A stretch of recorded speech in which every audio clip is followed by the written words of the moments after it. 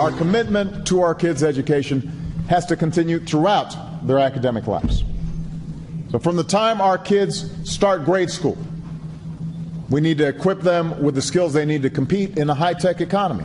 That's why we're working to recruit and train 100,000 new teachers in the fields of the future, in science and technology and engineering and math, where we are most likely to fall behind. It's easy to go out there and be Santa Claus and talk about all the things you want to give away, but at some point, somebody's got to pay the bill.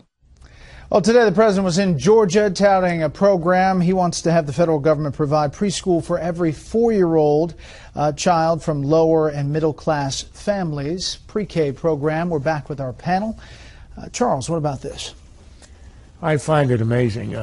First of all, just hearing him say that every first grader in America has to be prepared for a high-tech economy, it's a bit early, I think. The other part of this is that here we are with $16 trillion in debt, $1 trillion a year of deficits. We have created already with under Obama the biggest entitlement in, 50 years.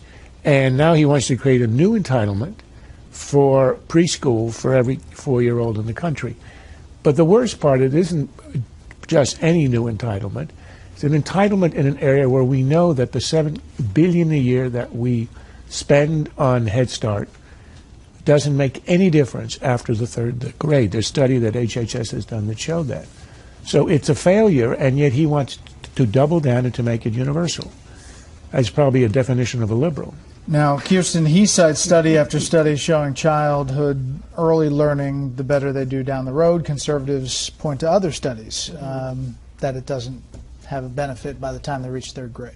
This isn't a liberal or a conservative thing. I mean, I think everybody wants to help our children do better in school. It's just that this doesn't seem to be the thing that's doing it. As Charles mentioned, the HHS study, and you know, you have business leaders that were quoted in the New York Times today saying we need to do this to prepare our workforce for the future.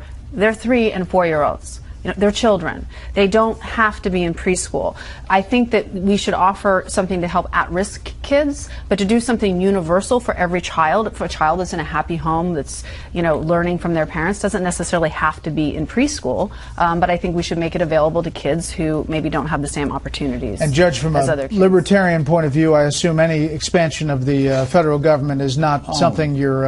Oh, my goodness. I mean, where is this in the Constitution? Somewhere the ghost of Woodrow Wilson is happy because he's Obama's outdoing Woodrow Wilson. This is not the job of government to take care of babies. It's the job of families. And it's certainly not the job of the federal government to have anything to do with education, with the exception of the military academies where the education is superb. Whenever the federal government gets involved in education, it's just a waste of money. It's also the definition of a liberal. A liberal is somebody who doesn't care what you do as long as it's mandatory.